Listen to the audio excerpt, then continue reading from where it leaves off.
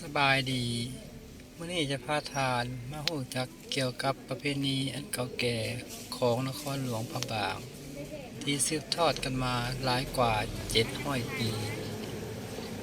นั่นก็คือคณะสงฆ์หลายร้อยองค์ได้บิณฑบาตในยามเช้ามืดของทุกๆวัน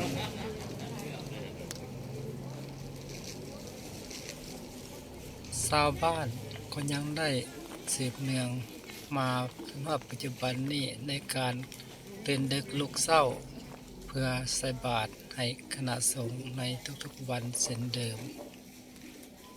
นอกนั้นก็มีนักท่องเที่ยวที่เข้ามาท่องเที่ยวในนครบางก็ได้เข้าร่วมขบวนการตักบาตรในแต่ละเช้าประสงค์มีหลายสำใดนั้นเส้นทางเบิ่งนำกันต่อไป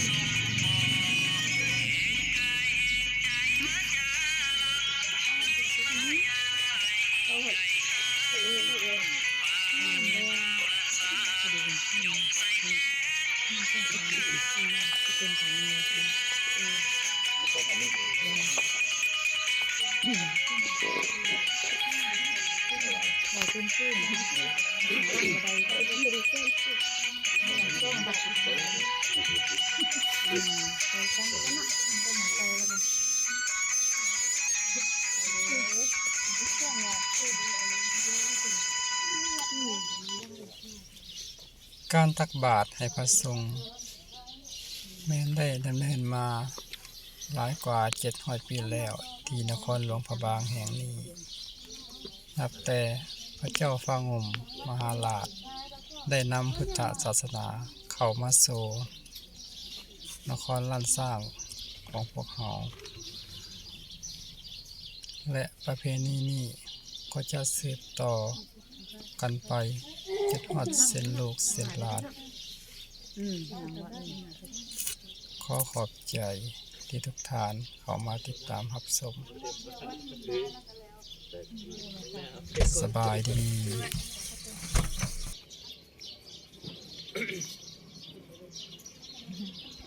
สวัสดีค่ะ